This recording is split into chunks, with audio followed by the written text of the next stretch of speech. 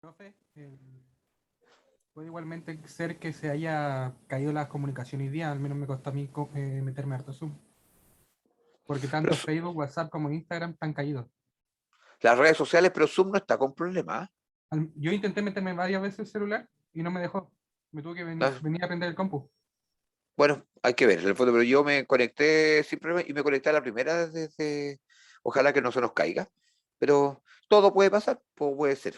Ojalá que sea eso. Pero independiente, muchos de los que están, que en este momento, si lo pensamos, hay 13 alumnos conectados, 14 conmigo. Pero igual están en silencio, muchos. Ya, Trinidad, en el fondo, esto, si puede verbalizar o si no, en el fondo, entiendo por lo que me escribe ahí que tiene. Primero, yo le subí, si se fijan, en el portal Miudla está subido todos los grupos y el tema por grupo, así que ahí lo tienen disponible para que lo tengan confirmado, con la fecha y algo con respecto al formato. La indicación es que el formato tiene que ser en, eh, en Word entregado al correo que también está anotado ahí, máximo 10 páginas le coloqué, y con respecto a que tiene en formato APA, donde se indique la referencia bibliográfica y las citas. Entonces, no sé cuál es su duda. El cómo tiene que ser citado está de acuerdo a APA. Lo- Exactamente igual como tienen que hacerlo cuando hacen un informe de práctica, exactamente igual como el próximo año van a tener que hacerlo con el trabajo de título. O si tienen alguna duda, no me complica por poder decírselos ahora para que lo tengan claro. Entonces, por eso prefiero que me diga si tiene alguna Eh, consulta. sí, profe, me refiero a que si puede ser páginas web o tienen que ser libros, así como... No, todo es válido. Si lo que hace, a ver, eh, puede revisar y puede meterse a biblioteca. En el fondo, la biblioteca de la universidad tiene harta información. Adicionalmente, puede ingresar por el Google Academy, el Google Académico, donde básicamente coloca las palabras y le sale información. Si lo- Entendiendo que hoy día la mayoría de la información la generamos por vía web, porque mucha información ya está digitalizada, aunque sean libros. Lo importante es que si cita a un texto, un libro, y que está por web, solamente tiene que colocar la dirección web de conexión. Muchas veces está el URL o el link en el acceso de cada página, especialmente cuando está en, por, por el Google Academy, aparecen los links en el fondo listos para poder acceder a esa página o a ese libro, o a ese texto, o a esa investigación, a la revista científica, etcétera, está toda esa información. Y eso es lo único que hay que colocar. Y cuando son páginas web que en el fondo no es un texto que esté citado o publicado en algún punto y no tenga un URL fijo, y cuando son páginas web, se tiene que indicar la página web, el link de conexión y recuperado con cierta fecha, porque entendiendo que las páginas web pueden tener alguna modificación, cuando son que no sea Wikipedia nomás. Pero, pero totalmente factible. Si lo importante está en que tenga que estar citado algo que referencie de dónde pudo obtener la información. Ese es el objetivo de las citas, no es complicarlo. Y que tiene que ser en un formato más o menos estándar. ¿Y por qué pido APA? Es básicamente y da lo mismo que sea APA sexta edición o séptima edición, pero es para ir acostumbrándose porque la tesis o el trabajo de título, el próximo año lo van a tener que hacer también en formato APA sexta edición o superior. Entonces hay que acostumbrarse, empezar a meterse, porque les va a tocar buscar mucha información, aunque el trabajo de título sea hoy, como está haciendo hoy día, que son más revisiones bibliográficas, por el tema de contexto de pandemia, que estamos saliendo todavía, o que sea un trabajo de título con investigación, igual van a tener que tener una revisión bibliográfica que apoye el contexto investigativo. Así que hay que buscar información, es la base. Entonces, eh, se tiene que buscar, así que tiene que haber referenciación y indicar cuáles son los puntos donde obtuvieron esa información. Eso es lo único que se pide. Y es básico, es clave, en el fondo, por eso que, y que tenga que tener, en el fondo, un contexto. Ahí le coloqué rapidito, no sé si aquellos que vean pueden revisarlo. No sé si todos lo vieron o alguna tiene alguna consulta con respecto a lo que es.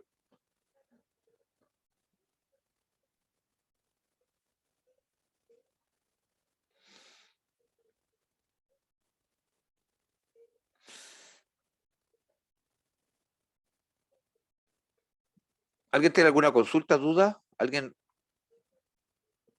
Estoy entrando nuevamente al portal Miudla, en el fondo, para poder. Me imagino que están revisando porque estoy compartiendo pantalla, así que pues.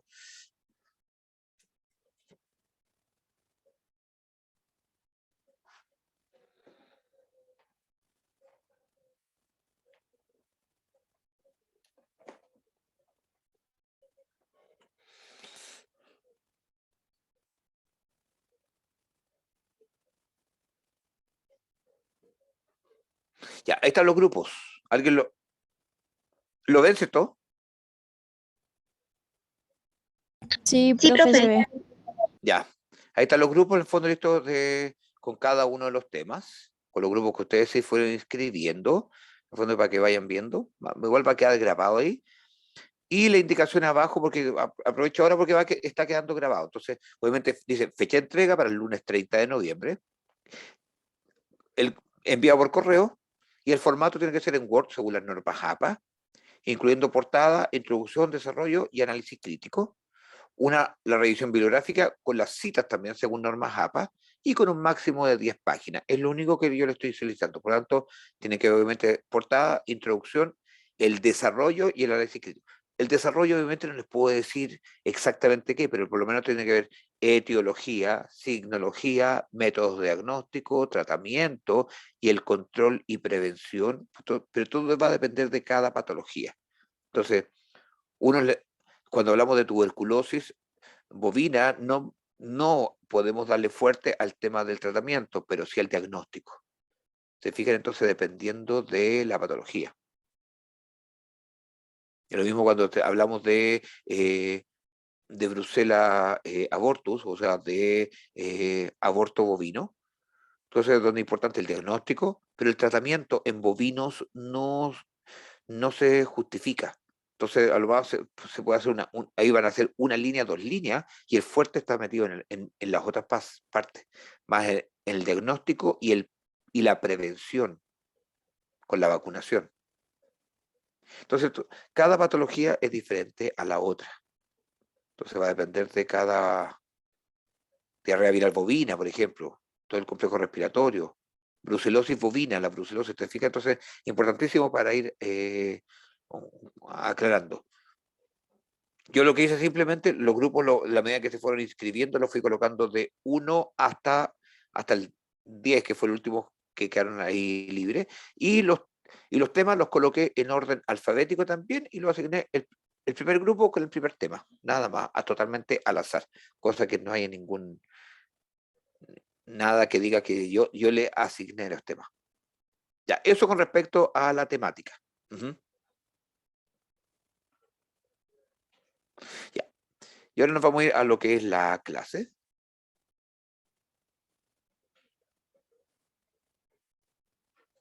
Pues eso, ¿alguna observación, consulta, indicación, cualquier cosa en referencia? Ujú. ¿Parece que no? ¿O están callados? ¿O quedaron silenciados? No, profe. No. Ya. Bueno, lo importante de los trabajos, en el fondo, hay tiempo. Estamos pensando que estamos a principios de octubre, entonces nos quedan prácticamente 2 meses, pero por eso, aquel que me lo entregue antes, da lo mismo, no significa que me lo tienen que entregar el 30. Me lo pueden entregar tranquilamente ahora a fin de mes, si alguien lo quiere avanzar ahora, aprovechar entre medio de las pruebas de cátedra, de repente hacerlo, porque es un trabajo que se puede hacer en unos pocos días. No es necesario estar el día 29 escribiéndolo, porque al final cuando les va a cobrar la palabra en el fondo del sistema cuando tenga que estar a última hora. Traté de que fuera una fecha que no coincidiera con las pruebas para que no estuviera tan amarrado, pero obviamente sí, pero de repente siempre hay alguna evaluación. Profe, yo tengo una consulta. ¿Todos los temas que Pregunta, vio los va a pasar usted también en clase? si todos los temas de alguna forma van a ser pasados en algún momento en clase. Ah, ya. Como Algunos, para ir algunos, apoyándose igualmente. ojo, pero algunos van a ser antes, como la fecha del 30, y nosotros tenemos clases hasta diciembre.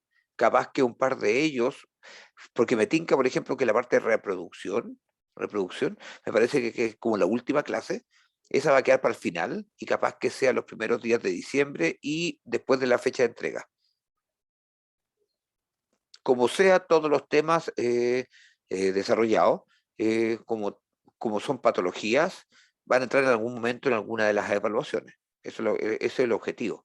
Pero no puedo asegurar que estén pasados con antelación. Ejemplo como lo que vimos con, ya de respiratorio, lo que es el complejo respiratorio, hablar algo de diarrea viral, pero voy a hablar más de diarrea viral cuando la nombré nomás prácticamente, cuando en el complejo respiratorio, pero lo vamos a hablar fuerte cuando hablamos de la parte reproductiva.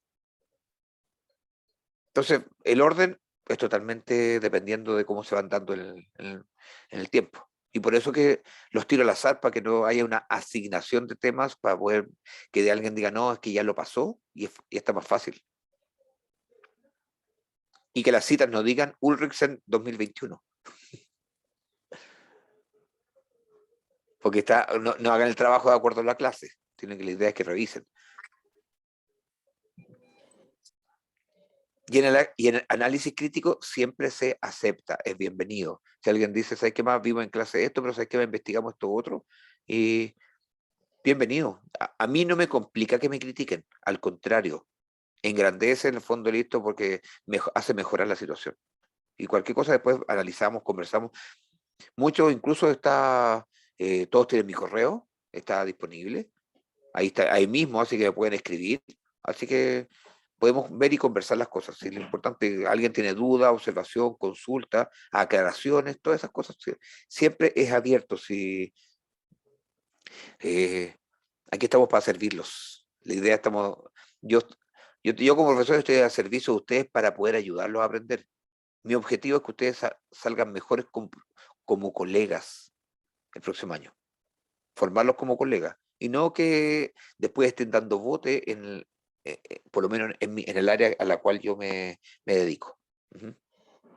Así, así que, bueno, cualquier cosa, no hay ningún problema, interrúmpame nomás. En el fondo de la clase de día le dije va a ser relativamente corta y vamos a terminar antes de la hora que estaba planificada. Así que no vamos a estar hasta las 3 tampoco.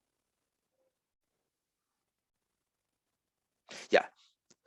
Bueno, por eso la clase se está haciendo grabada, así que eso. Bueno, hoy día vamos a ver como materia, como bien les decía, para aquellos que entraron más tarde y para la grabación. Esta es la última clase que entra correspondiente a la primera prueba de cátedra. El próximo lunes 11 es feriado y el lunes siguiente, el 18 de octubre, nos corresponde la prueba de cátedra, la primera prueba de cátedra de medicina que corresponde a bovinos. Entonces tiene el 18 la prueba de bovinos, el 25 la prueba de equinos. Y la segunda ronda de pruebas está destinada para diciembre, ya prácticamente para el final de semestre. Por lo tanto, por eso hoy la clase de hoy día la tiene más light porque tenemos igual harta materia de por medio. Tenemos la primera clase que respondiendo al tema general, bioseguridad, después empezamos a ver la parte digestivo, después enfermedades metabólicas, después de metabólicas vimos, me parece que respiratorio, ¿o no? Sí, después de metabólicos vimos respiratorio, todo lo que es el complejo respiratorio la semana pasada y patologías podales. Ahí está. Entonces igual hay harta materia por medio. Entonces me interesa para no ocultar demasiado esta clase light y además para aclaratorio con respecto a los trabajos que ya está subido al sistema. Bueno, vamos a partir con un poco con la clase.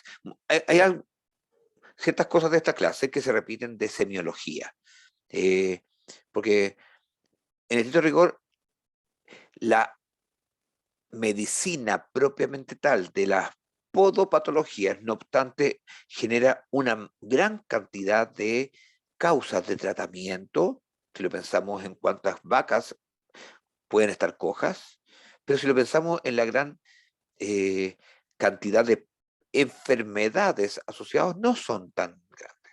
Lo importante es semiológicamente lograr comprender cómo describimos una vaca coja, podemos indicar que una vaca presenta algún grado de claudicación y de qué punto puede corresponder, más que solamente a determinar cuál es la enfermedad o la causa, salvo algunas puntuales que de las cuales vamos a trabajar. Por lo tanto, lo importante primero, obviamente, esto, además que no todos tuvieron semiología conmigo, entonces no podemos, yo no puedo estar como dependiendo de ello. Bueno, si analizamos los grados de cojera, de acuerdo a esta pauta descrita por Sprecher, encontramos 4 grados de claudicación. Obviamente esta pauta, porque cada uno puede encontrar otra pauta que lo indique diferente. Pero esta lo encuentro práctica porque va desde la 1 de lo más leve a la 4 lo más severo. Donde una claudicación grado 1 es que es una vaca que en detención está sin manifestar ningún tipo de cambios en la actitud, o sea, en la postura, pero al desplazamiento manifiesta algún grado de pérdida de apoyo en el miembro afectado. Por lo tanto, es una claudicación de apoyo leve. En el caso de una claudicación grado 2, se manifiesta tanto en detención, en reposo, en que la vaca ya presenta cierto grado de arqueamiento de la columna o de pérdida de apoyo en estación, y en desplazamiento hay una clara alteración en el apoyo del miembro afectado. El miembro afectado, perdón, el miembro afectado tiene un menor tiempo de apoyo y tiene un mayor tiempo de paso, de alargamiento del paso, porque la vaca busca pisar con el miembro que está sano y el miembro que está afectado empieza, obviamente le quita el apoyo, por lo tanto tiene menor tiempo de pisada, de apoyo.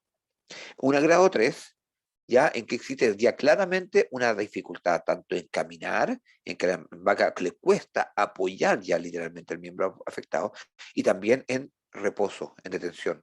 Entonces, tanto en estación como en desplazamiento existe alteración en el paso del miembro que está complicado. Y eso por lo tanto, nosotros podemos al momento de ver una vaca caminar, lo mismo van a ver los caballos. Al momento de desplazarse, uno puede decir, mira, el miembro que está afectado es tal. O en estación, cuando es más severo, cuando la vaca en el fondo vemos un miembro que está quitándole el peso al apoyo, recordándonos que el mayor cantidad de peso de un bovino está en los miembros anteriores. Son los que reciben la mayor cantidad del peso corporal del organismo, porque está desde la cabeza y todo el sistema digestivo y torácico. Entonces está llevando el equilibrio del bovino. Y una claudicación grado 4, estamos hablando de aquella en que el animal ya no puede sostenerse en pie. Ahora estamos hablando de claudicaciones, cojera, pero obviamente alguna, especialmente cuando estamos hablando de grado 3 o grado 4, no necesariamente implica que solo puede estar afectado a nivel de podal, o sea, de la pezuña.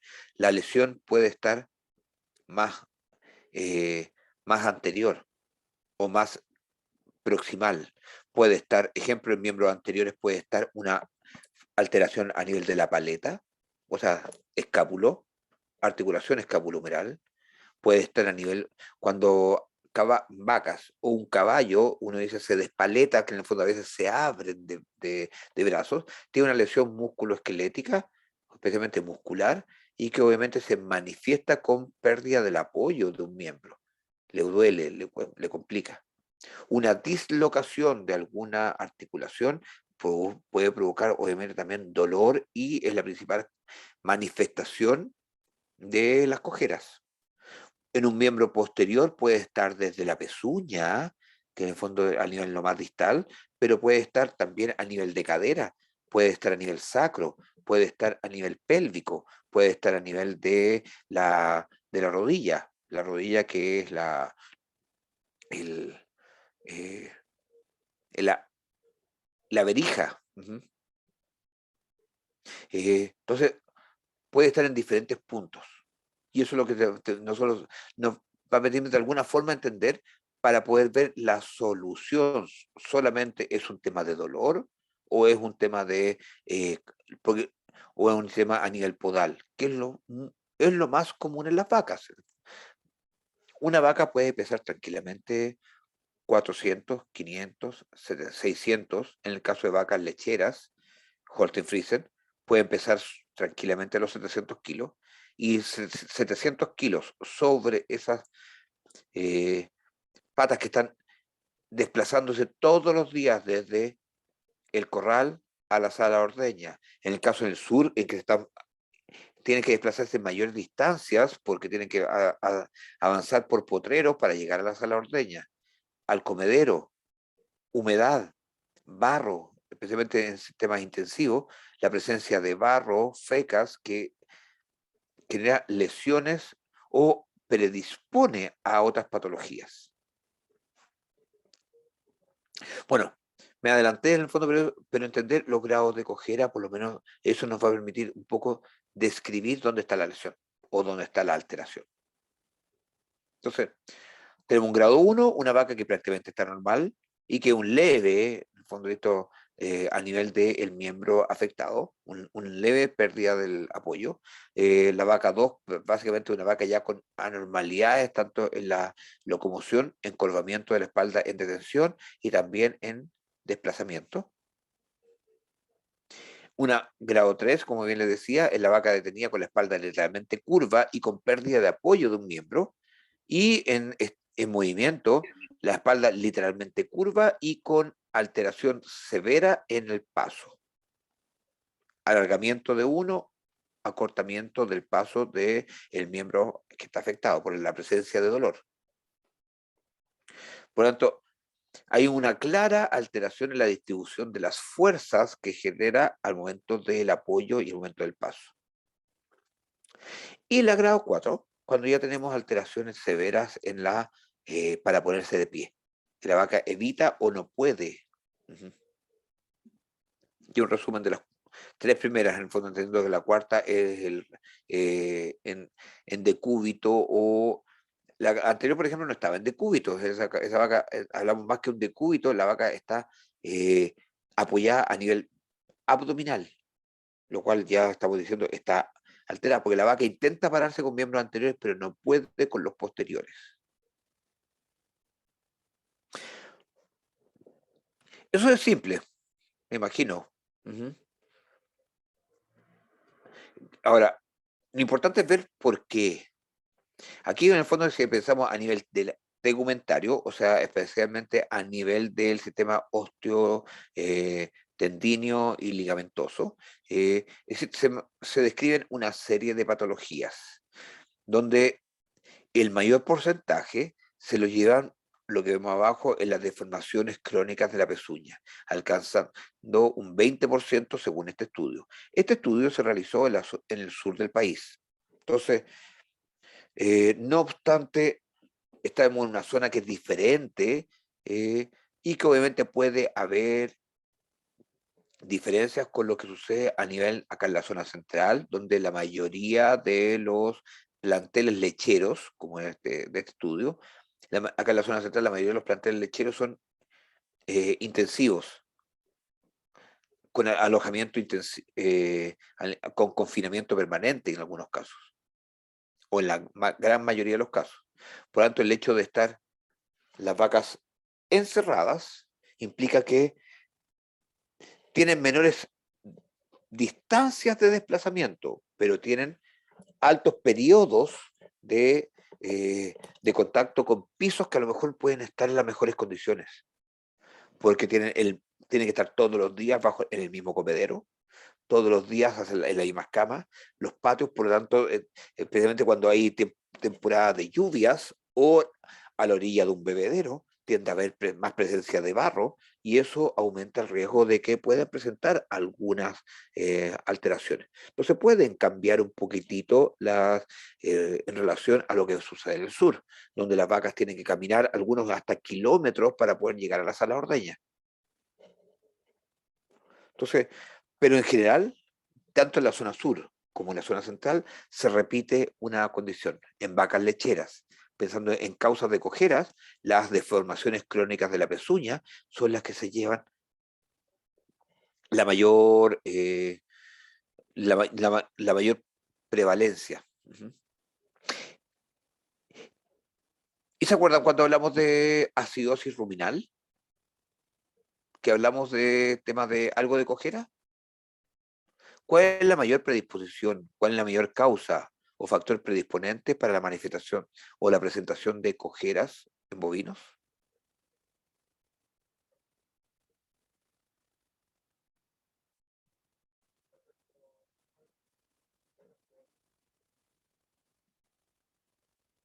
Les pregunto a ustedes, ¿alguien está pescándome? Profe, ¿se refiere a la patología? Justamente, en el fondo, pensando en la patología y la causa. ¿Se acuerdan? Eh, ¿Era la minitis o no? La laminitis. ¿Y por qué se puede, la principal causa de laminitis? Alimentación, una de ¿Ya? las ¿Por qué tipo? principales. Ok, perfecto. En el fondo, esto por temas de alimentación. ¿Y qué factores? Lo que yo busco con esto es, de acuerdo, ir acordándonos de materia pasada. Es como ir estudiando. Si la medida es que vayamos entendiendo. A mí no me interesa que ustedes aprendan de memoria, porque aquellos, ¿se acuerdan? Acuérdense de semiología, en el fondo de esto, aquellos que estuvieron conmigo. Yo no les pregunto textuales, yo los voy a hacer entender y en la prueba, acuérdense, yo les voy a mostrar casos clínicos, aunque sean pequeñitos casos clínicos.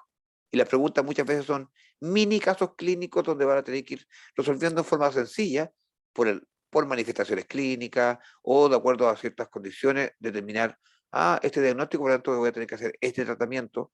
Me interesa que comprendan y no que aprendan de memoria, porque la memoria es tan frágil que se les va. Entonces, por eso la laminitis, por lo tanto, por eso la principal causa de deformación crónica, que estamos hablando acá de la laminitis. Fíjense, este zapato chino, este alargamiento de la pezuña, se, se produce principalmente por alimentación. ¿Qué factor de alimentación? El exceso de energía o la baja cantidad de fibra. Sí, pero, pero, pero el exceso de energía y la baja cantidad de fibra, que antes, en el fondo de todo, ¿qué cuadro es el que se produce? ¿Cómo se denomina ese cuadro?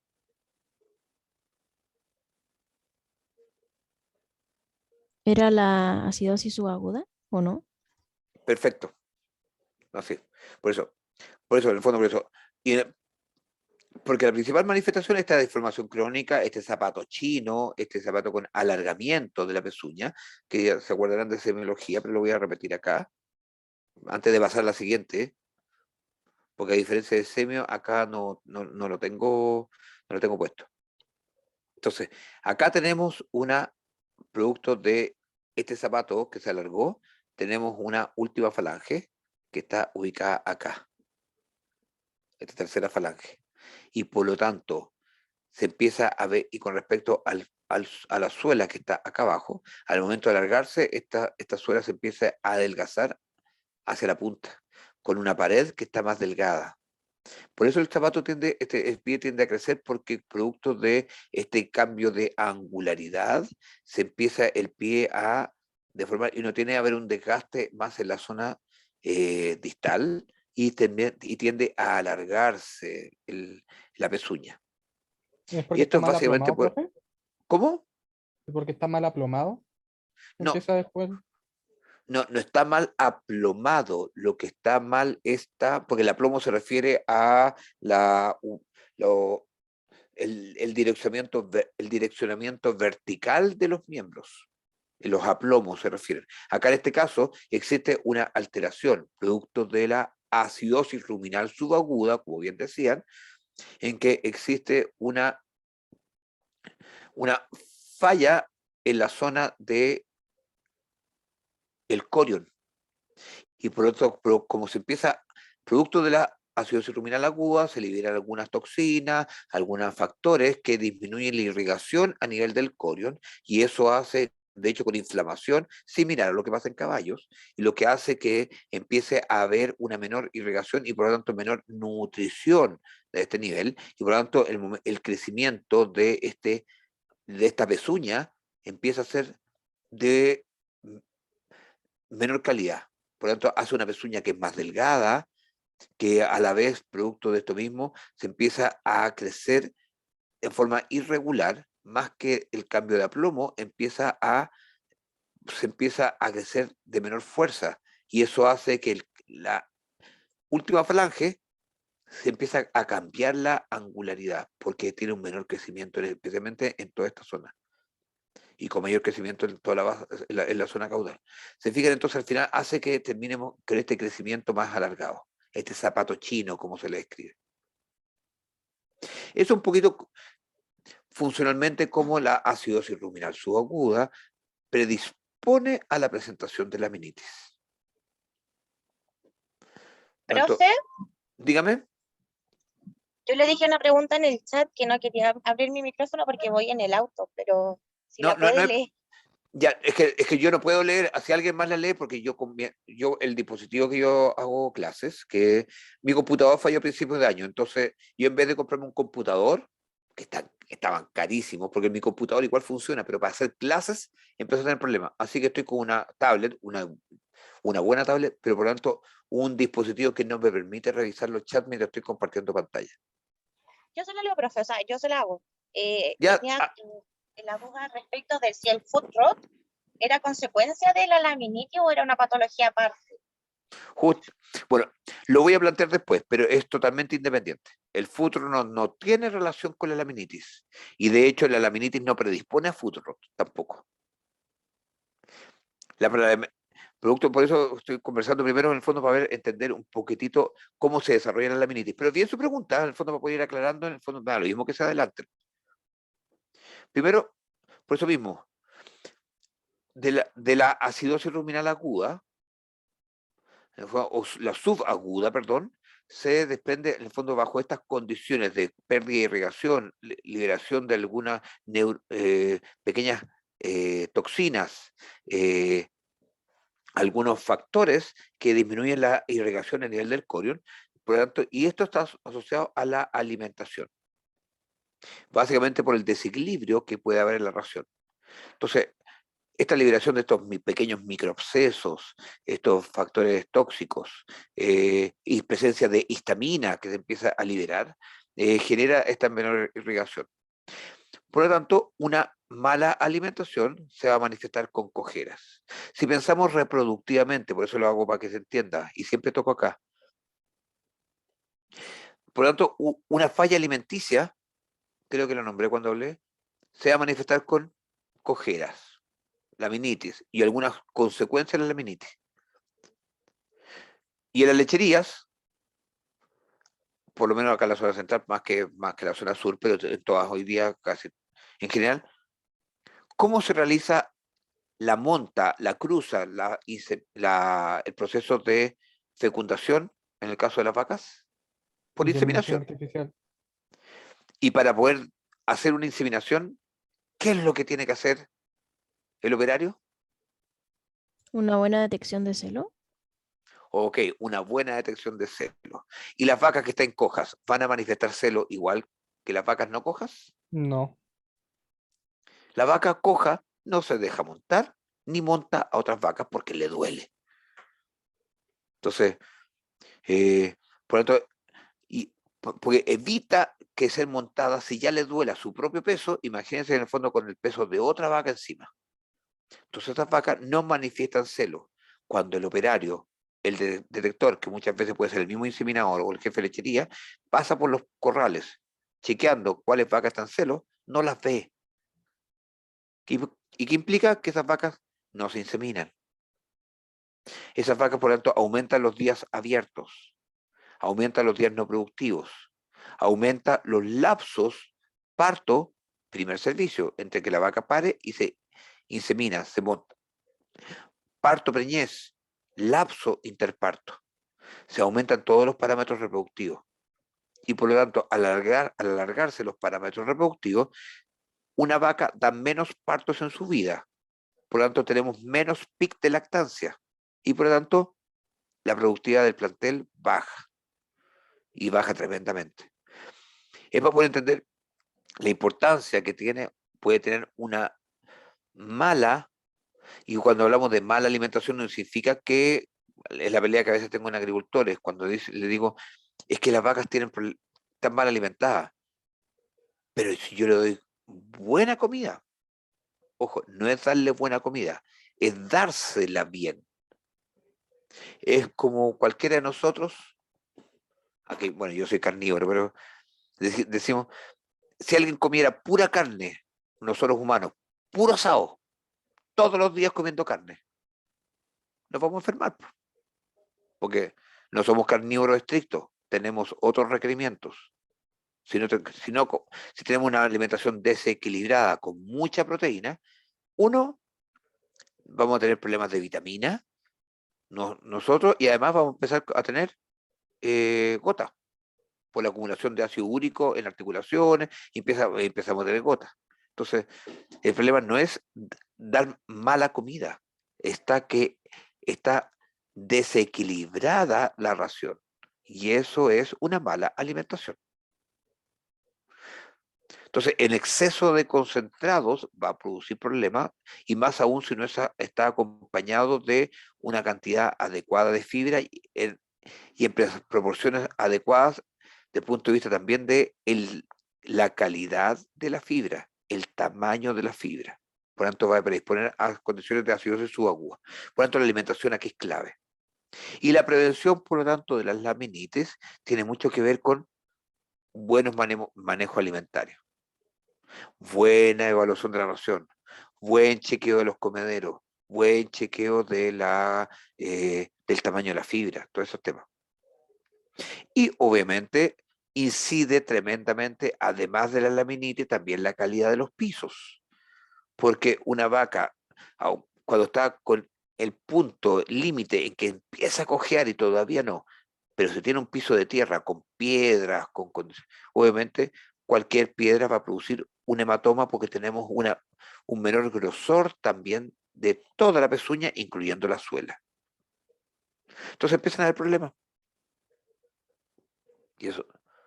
Y claramente evidenciables. Bueno, es para poder entender la importancia de la alimentación.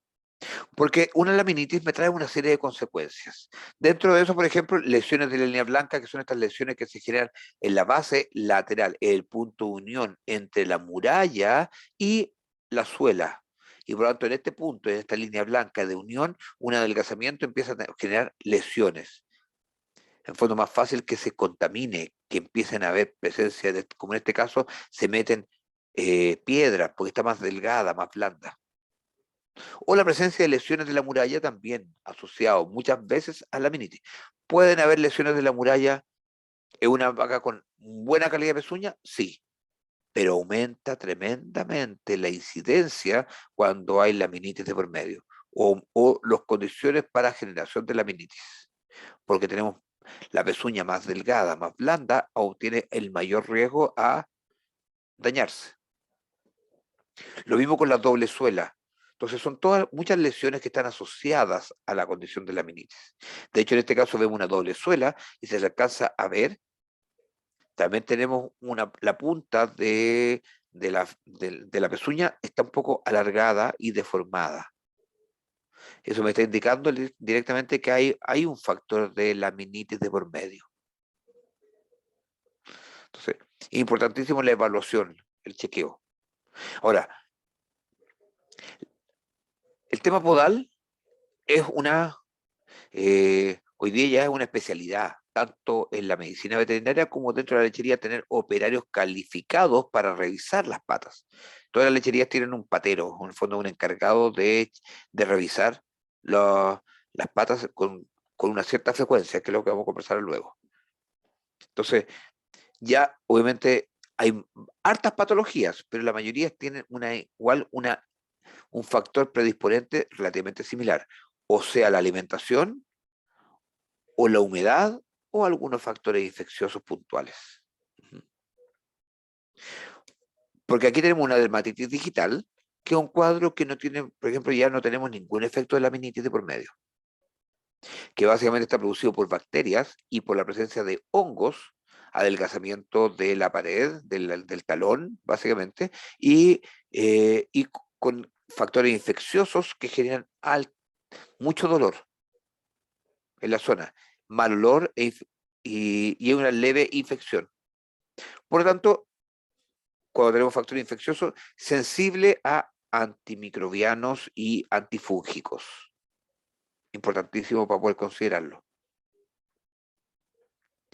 Y lo que me preguntaba, no me acuerdo qué, me preguntaba por la incidencia de, pensando en el foot rot. El foot rot existen dos cuadros, la dermatitis interdigital y el foot rot. Ambos tienen una manifestación similar, pero por agentes infecciosos diferentes. Básicamente son lesiones que hay entre los dedos, donde la dermatitis interdigital en sí es producido por un agente que es bastante simple eh, y, y que no es tan contagioso, está más presente en los suelos.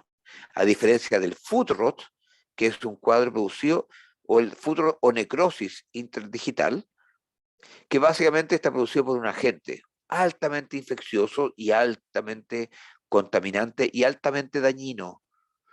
Por eso el Fusobacterium necrophorus, que es un agente que produce una lesión profunda, dolorosa y además altamente contagiosa, donde la humedad es un factor predisponente y el agente, el Fusobacterium necrophorus, es el factor determinante, lo que hace que se genere el cuadro. Conozco lecherías de repente donde dicen, no, todas las vacas las teníamos normalmente, trajimos unas vaquillas del sur, ¡pum! Y se nos metió el problema. Claro, porque esas vaquillas llegaron y no le hicieron un buen manejo. El ideal, por ejemplo, si vamos a incorporar animales, clásicos dicen, no, las revisamos la contextura, todo eso. Recordemos que ya el transporte, traerlas ya es un factor estresante, donde además aumenta el riesgo de que pueda generarse alguno de estos cuadros. Le metemos además en humedad y ese cuadro se multiplica y empieza a contagiar a las otras vacas. Por lo tanto, es altamente contagioso y cuando a veces se incorporan animales, entra el cuadro. Siempre habían tenido humedad. Hoy día tenemos el agente. La humedad ablanda la pezuña y el agente, el Fusobacterium, lo que genera es la infección provegetal con este daño severo al nivel interdigital. Por lo tanto, el Fusobacterium es una infección. Es importante prevenirla. ¿Cómo? Obviamente especialmente con el uso de pediluvios para poder tratar de controlar el agente infeccioso. Ojo, Fusobacterium, el foot rot podemos tenerlo tanto en bovinos como en ovinos, caprinos, auquénidos, que son auquénidos son las llamas, alpacas, por lo tanto puede afectar a todos los rumiantes.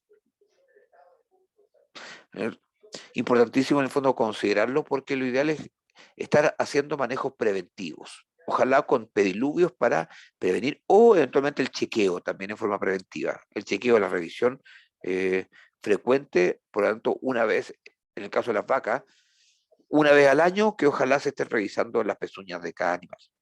Y en este caso puede tener tratamiento básicamente porque un gran positivo, básicamente puede ser beta-lactámicos o tetraciclinas. Tienen muy buen efecto en el caso del foot rot, pero el tema es que puedes controlar la infección, pero la herida, la lesión, se va a demorar y obviamente el dolor que está presente cuesta para que se revierta, porque la herida ya está abierta, ya está generando. Y además que no es solamente una herida normal, sino que altamente es necrótica, entonces con pérdida de tejido. Entonces es un cuadro bastante severo y muy, muy, muy doloroso. Profe, disculpe, dijo que era una bacteria gram positivo o negativo. ¿Sí? Gran positivo. Ah, ya, gracias. Entonces, por eso en el fondo la eficiencia de las penicilinas. Pues, ya. Bueno, ¿qué manejo tenemos que hacer en el caso de patología, principalmente? Primero, obviamente, tenemos que contar con herramientas. El brete de espalme es la herramienta básica para poder chequear. ¿Qué implica? Que en el fondo, para poder evaluar diagnosticar, tratar y por lo tanto también estar previniendo. El brete de espalme en el fondo tiene que tener la condición para poder sostener a una vaca de alto peso. Son 500, 600, entonces es un brete en el fondo similar a los que metemos una vaca para hacer un tratamiento, pero que tiene que contener el peso, la tiene que sostener, levantar, mientras levantamos uno, dos o varias patas al mismo tiempo. Con herramientas de despalme, estamos hablando de los cuchillos de despalme de alto filo. En estricto rigor, un despalme es casi una cirugía, es retirar, es un aseo quirúrgico, es eliminar todo el tejido dañado, el tejido malo, el tejido enfermo, necrótico. Cuando hay un absceso, hay que llegar a la base del absceso para limpiar abscesos podales. Tenemos que llegar, en el caso de hematomas, tenemos que limpiar y que liberar ese hematoma. ¿Alguno de ustedes alguna vez se ha apretado un dedo? Una pregunta como tan básica. ¿Apretado una uña que en el fondo que quede con la uña morada? Entonces, Al menos es yo muy... sí, profe. Sí. Sí, la gran mayoría, si es que no todos, pero que si no, la gran mayoría no ha pasado alguna vez, no hemos apretado un dedo y duele. ¿Alguno de ustedes, cuando ha tenido estos dolor, cuál ha sido la solución?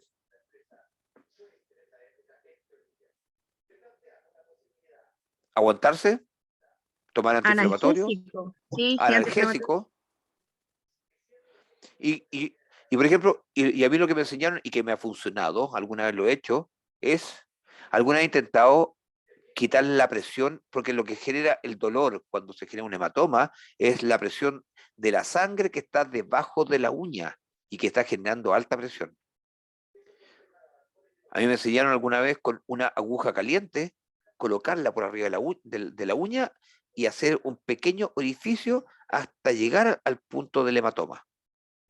Y le digo que cuando se libera toda esa sangre comprimida, el dolor se libera tremendamente. Resulta que nosotros tenemos ¿cuánto nos duele una pequeña uña?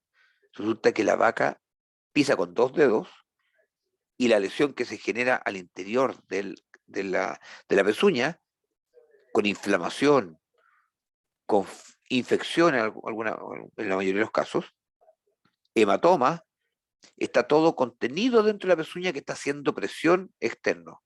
Entonces el dolor obviamente es mucho más severo. Razón por la cual obviamente tenemos que cualquier tipo de manejo que haya a nivel podal implica llegar hasta el punto base donde está la lesión para liberar la presión que se presenta eh,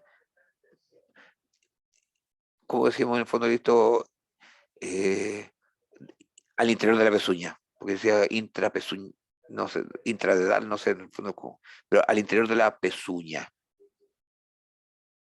Entonces, pues tenemos que dar con herramientas, pinzas, cuchillos de despalme, el esmeril angular, que son estos galleteros, aquellos que han visto que en el fondo cuando cortan fierro, pero la diferencia es que los discos que se usan son discos de desbaste, para poder, el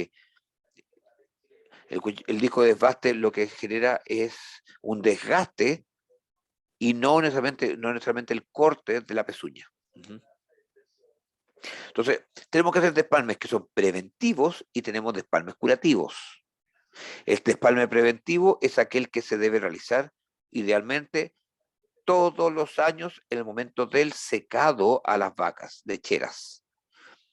¿Por qué el momento del secado? Porque es el momento en que la vaca deja de producir, termina su ciclo de lactancia y por lo tanto vamos a tener 2 meses de tiempo en que en el caso de detectar cualquier problema nos va a dar alternativas de solución.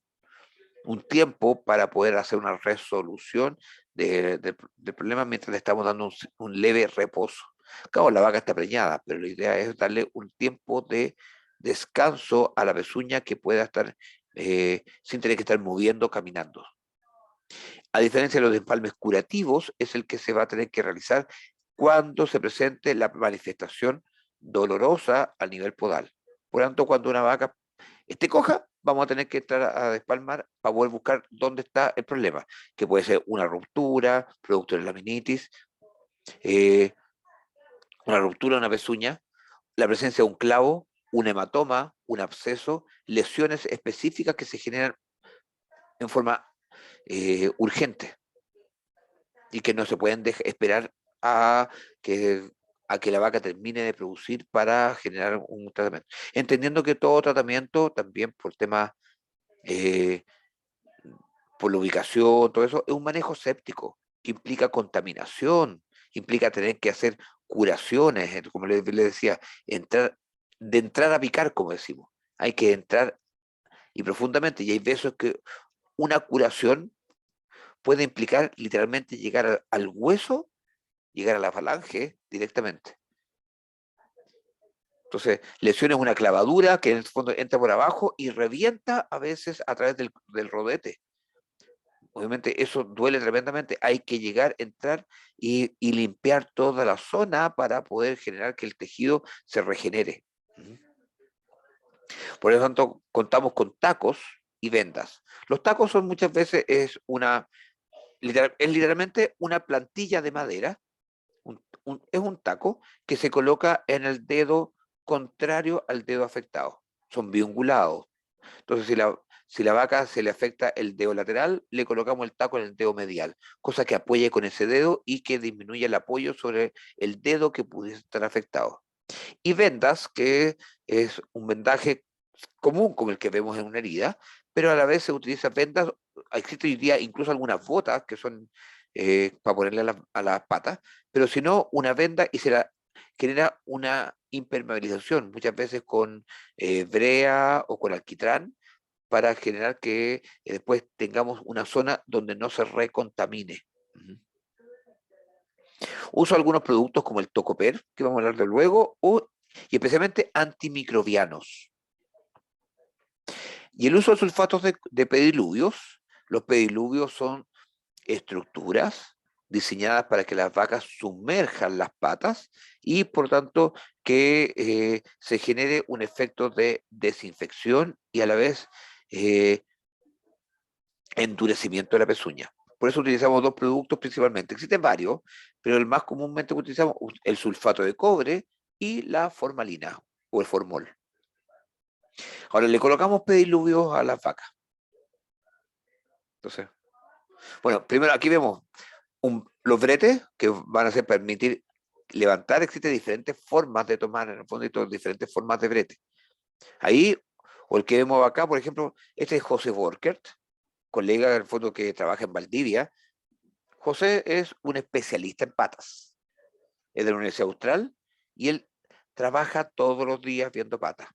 Anda dando vueltas en el sur con su camioneta. Esta es la antigua. Hoy día tiene una camioneta con un brete móvil que llega, lo coloca a piso, hidráulico, las vacas las levanta. Pum.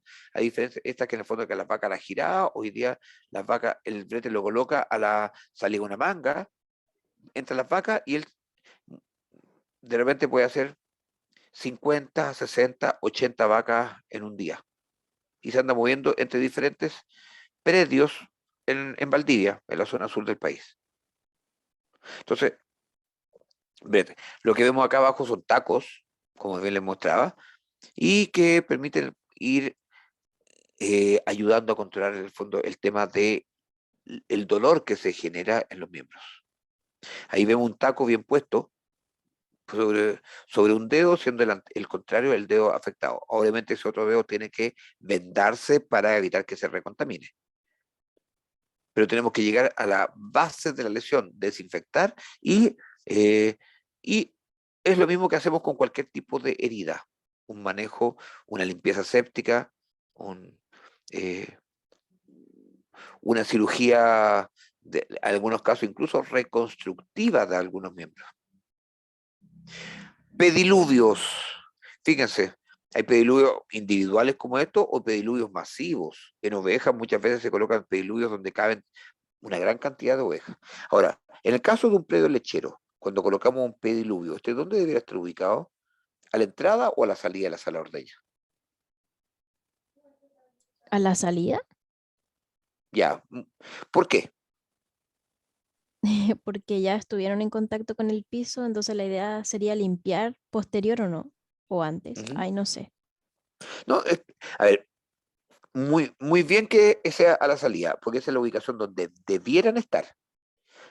La principal razón es porque las vacas cuando vienen a salarse a la ordeña, dos cosas. Primero, vienen rapidito, vienen, pisan un poco de agua y empiezan a defecar. Entonces las vacas muchas veces mientras están en la sala ordeña, producto del agua, para limpieza, defecan. Entonces de alguna forma limpian. Entonces cuando está antes, genera, al final termina una piscina de guano, en el fondo donde van a pasando las vacas. Por lo tanto está contaminando el pediluvio. Pero eso por un factor. Y eso tiene un efecto tanto a nivel podal como también lo otro, que en el fondo las vacas vienen muchas veces ya como botando leche. Las vacas como que vienen preparándose. El concepto de conducta de Pavlov, entonces las vacas tienen el instinto y ya empiezan a descargar leche cuando sienten que llegan a la hora de la ordeña, le empiezan a bajar la oxitocina, empieza a bajar la leche y hay vacas que literalmente llegan chorreando de leche. Entonces, ese pezón que está abierto al momento de pasar por pediluvio, que además si está con fecas, hace que se salpiquen de agua con mierda, literalmente agua contaminada. Y por lo tanto aumenta el riesgo de tener mastitis o problemas de tipo mamario. A diferencia, cuando es a la salida de la sala ordeña, las vacas en general ya muchas bostearon, o si lo hacen va a ser en menor cantidad, y a la vez el pezón ya viene sellado, producto de los dipping en el fondo que se le aplica. Por lo tanto, disminuimos el riesgo de otras patologías. Básicamente por eso. Bueno, la formalina, pues, por ejemplo, lo que vemos, la vaca de la derecha acá tiene una solución yodada.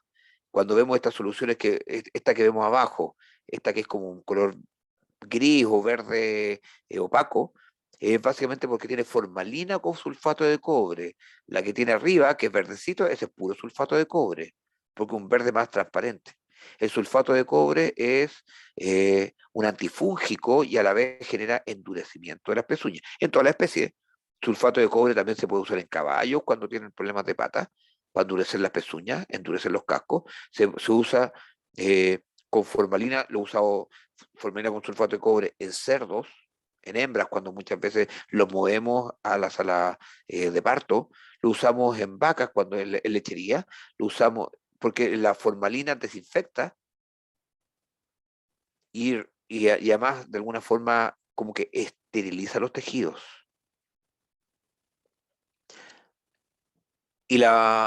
Porque acuérdense que lo usamos como fijador cuando hacemos, por ejemplo, anatomía. Y el sulfato de cobre, como yo le decía, es un antifúngico y además endurecedor de las pezuñas. Entonces, entre ambos, en el fondo tienen buen efecto. O en el fondo acá la de la derecha que vemos que está con yodo, también desinfectante, solución que también va a generar un efecto para limpiar. Entonces, y en muchos casos el ideal sería que las vacas permanecieran varios minutos con las patas sumergidas en el pediluvio para poder generar un buen efecto. Bueno, como les decía, antifúngicos, por ejemplo, también como desde el punto de vista farmacológico, tenemos algunos productos como el Tocoper, nombre comercial, pero de Drag Pharma y es naftenato de cobre. Por lo tanto, por el hecho del cobre, en el fondo actúa como un desinfectante y específicamente control de hongos, que están presentes por la presencia de humedad y por la materia que se empieza a generar a nivel podal. Uso de antiinflamatorios es altamente doloroso. No se recomienda el uso de corticoides por el efecto que puede tener especialmente a nivel del rodete coronario y por el efecto sobre la meningitis. Pero sí AINES. Y AINES hay desde un fluoximiglumine que es muy bueno, pero altamente de alto costo, o una fenilbutasona que tiene muy buena llegada a tejidos tegumentarios, dipirona o metamizol sódico, ketoprofeno. Existe una gran cantidad. Si lo importante es lo que estamos, la inflamación local y el dolor que se presenta en la última falange, especialmente. ¿Y para qué hablar AINES cuando tenemos otras lesiones en otros puntos? Cuando tenemos lesiones a nivel en la rodilla, pues tenemos lesiones a nivel del nudo. Sí, mira, lo que pasa en caballo. Entonces, ahí en el fondo el uso de AINES, especialmente para poder controlar las lesiones que pueden haber en en otra zona y no necesariamente en las patas, sino a veces nos olvidamos que las cojeras la vaca no cojea solamente de las patas. Tenemos que chequear las patas porque es un alto porcentaje de frecuencia de cojeras, pero pueden estar en otro nivel. Ujú. El uso de antibióticos. La elección del antibiótico es algo crucial hoy en día, especialmente en la industria lechera. Una oxitetraciclina, que antes son oxitetraciclina LA, el problema es el periodo de resguardo. Y aquí, en fondo, es importantísimo el tema de sanidad alimentaria, donde no sea, y la inocuidad, entonces donde la leche especialmente no sea una fuente de contagio. Bueno, el Exenel, por el fondo, para que se acuerden, pensando en muchas patologías, el Ceftiofur en sí eh, es un medicamento que hoy día lo utilizamos para muchos productos. Es una cefalosporina que tiene la gracia de que no tiene periodo de resguardo en la leche. Pero sí se pueden generar algunos residuos que se han descrito, especialmente muchas cefalosporinas, que, no, pueden tener problemas sobre el ser humano por la presencia de resistencia antibacteriana. Entonces es un tema ético y tenemos que cumplir. Por eso mismo, creo que les dije cuando hablamos de respiratorio, todas las cefalosporinas debieran ser vendidas con receta retenida para todas las especies, tanto en perros, gatos, como también en animales de producción. Otra cosa es que no se cumpla, pero porque por eso éticamente es lo que, y el SAC debiera exigirlo. Pero bueno, y por eso mismo el Exenel fue la primera marca de un Ceftiofur que se puso en el mercado y el laboratorio que era Avion en ese momento lo puso como referencia porque es para el único antibiótico que se puede ocupar para las vacas cojas cuando están en leche. Y así fue como se empezó a vender. Y obviamente se le dio después por la multiplicidad, digamos, de efectos, la practicidad y por eso se empezó a usar para otros cuadros respiratorios, mamarios, especialmente cuando una vaca está en plena producción y tiene un cuadro que requiere tratamiento. Entonces, pero así como también se ha utilizado, o sea, sobreutilizado y hoy día, por eso mismo, hoy día está con control. Ahí vemos una vaca, este caso, le puedo decir que este caso era una fractura que era a nivel sacro, una fractura a nivel del sacro, y esta era una vaca posparto, y la razón de esta fractura fue por una tracción. ¿Han escuchado alguna vez cuando le dicen, no, es que la vaca cuando no puede parir, le sacaron el ternero con la yegua, o le pusieron la camioneta, o le pusieron el tractor, o con un tecle le tiraron para afuera? Bueno, si no seguimos la angularidad, recuerden que tenemos en el momento del parto, tenemos que la tracción tiene que ser con ángulo de 30, 40 grados hacia ventral para que seguir la dirección natural del canal de parto. Cuando hacemos una tracción recta, lo que generamos es una lesión a nivel de la zona sacra. Y en este caso era una parálisis sacra y obviamente eso es una fractura sacra.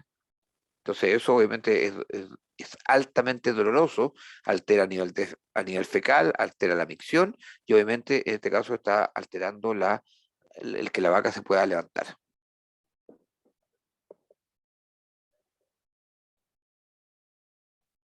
Y algunas otras lesiones que tenemos, podemos tener otras lesiones a nivel musculoesquelético, como la parálisis del nervio obturador.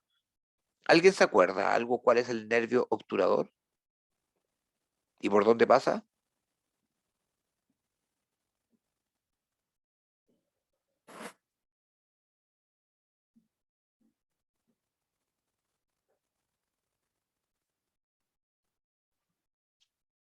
¿Alguien se acuerda?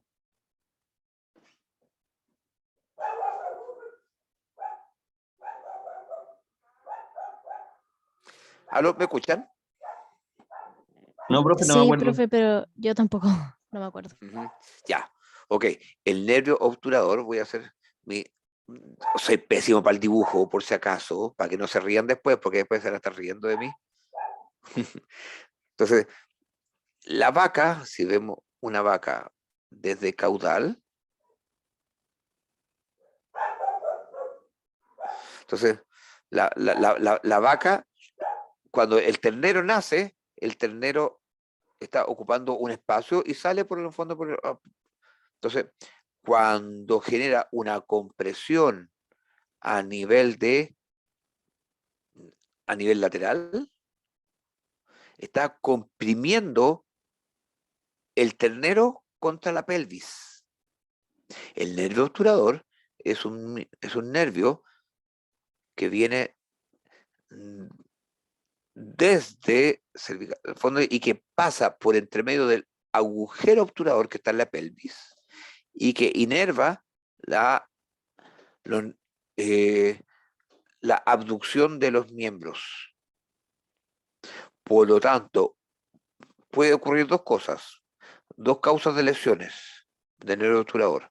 Una, cuando la tracción o el tamaño del ternero es muy elevado y genera compresión de este nervio al presionar el ternero contra la pelvis. O también puede ser cuando una vaca literalmente se abre de patas. Y por lo tanto, al momento de abrirse, porque se resbala, a veces porque los pisos son muy resbaladizos y las vacas se abren, ahí también se puede generar una lesión del nervio obturador. Y por lo tanto es una inflamación que ocurre en este nervio y que en algunos casos muy severos podría generar una sección, que se corte, pero es muy raro. Pero normalmente es inflamación. El problema es que esta vaca que quedó con los miembros porque se abrió o porque esta lesión postparto generalmente se va a abrir de patas también. Entonces lo que se tiene que hacer, uno, generar una, una unión en forma de 8, que puede ser un vendaje o puede ser con una soga para poder evitar que la vaca se le abran los miembros. Se contiene en el fondo muchas veces en un brete para levantarlo un poquitito y para ir dándole apoyo paulatino y el uso de antiinflamatorios. Eso cuando la vaca en el fondo tiende muchas veces a abrirse de patas o cuando después del parto uno ve que, no se, que la vaca como que tiende a abrirse. Que existe la duda, si en el fondo se fue, pero lo normal es que haya sido producto del ternero que hace que no pueda hacer la abducción de los miembros y que se termine abriendo. Porque en el posparto es raro que la vaca per se justo se abra de patas porque justo encontró muy resbaladizo y se haya abierto. Pero como sea, se produce un efecto de ambos factores, tanto que se abrió de patas como también o la compresión que se genera en el nervio obturador, producto del ternero. Como sea, ambos producen la inflamación y esta inflamación produce que la imposibilidad de la vaca de mantener los miembros posteriores cerrados y se tiende a abrir y eso incrementa el cuadro. Y recordémonos que existe también, aparte, una gran cantidad de causas de vaca caída. Entonces tenemos la hipocalcemia, hipomagnesemia, la acetosis, el tema de síndrome de emulación grasa, por lo tanto muchas patologías, tanto físicas como metabólicas, que pueden hacer que un animal baje a piso y que no tenga la capacidad de levantarse y que se produzca finalmente isquemia y atrofia muscular. Entonces tenemos que ver la multiplicidad de causas. Dentro de eso la hipocalcemia o parece volver a la hipocalcémica ocupa gran parte, pero no es la única.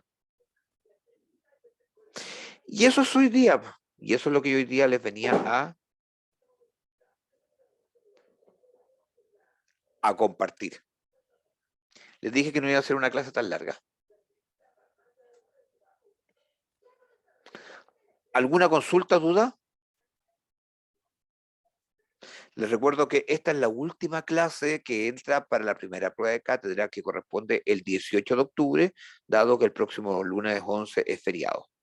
Así que hasta aquí llegaría la materia que entra para la primera prueba, para que quede claro a aquellos que no se conectan. Y a aquellos que no, les recuerdo que anótense en el chat, colóquense presentes. Profe, yo le quería preguntar algo de los tacos. Ya, ¿qué me va a preguntar? ¿Es el material, el único que se usa es la madera? Principalmente de madera, ¿sabe por qué? Porque se pegan literalmente con un acrílico y la gracia es que se van desgastando, que el mismo hecho que la vaca vaya caminando empieza a desgastarse y finalmente se terminan perdiendo. Ah, ya, entiendo. Se podría Entonces, hacer, se podrían hacer con goma, en el fondo esto con caucho, pero es mucho más lento el desgaste. Pero con madera, literalmente un taco de madera le dura 2 semanas, más o menos. entonces, ¿ese tiempo sería suficiente como para que se sane la patología o si sí que hay que volverle a poner otro taco? De hecho, muchas veces, dependiendo del cuadro y la patología, ya les dije que es un manejo séptico, donde tienen que hacer limpieza de la zona, tienen que hacer, muchas veces entrar a picar, en el fondo hay que entrar en el fondo muy profundo, así que muchas veces requiere chequeo y revisiones. Y cuando el cuadro es muy severo, al menos 1 o 2 revisiones semanales, donde nuevamente hay que abrir todo, pero abrir todo el vendaje, revisar la herida, ver si es necesario hacer alguna desinfección nuevamente. Hay que estar haciendo un chequeo. Pero el taco está cumpliendo el efecto de evitar que ese dedo que está tremendamente doloroso no tenga que estar en apoyo. Ahora, ¿cuántas veces se recambie? Determinará el operario, el responsable de ese momento. No le puedo decir que tiene que ser un solo taco y en 14 días va a estar listo. Capaz que lo tenga que repetir. O capaz que en 1 semana, es como cuando si nos hacemos una herida en el dedo, en 1 semana estamos listos. O una 15, decimos, no, en 3 semanas la 15 está saldada el problema de base. Puedes quedar con alguna secuela, algún dolor, pero en 3 semanas la articulación ya tiende a recuperar su funcionalidad. Ya, profe, entiendo. Gracias. Ujú. Lo importante es que saber que hay que hacer cosas y que hay cosas que se pueden hacer. Es lo más es la clave. ¿Alguna otra consulta antes de?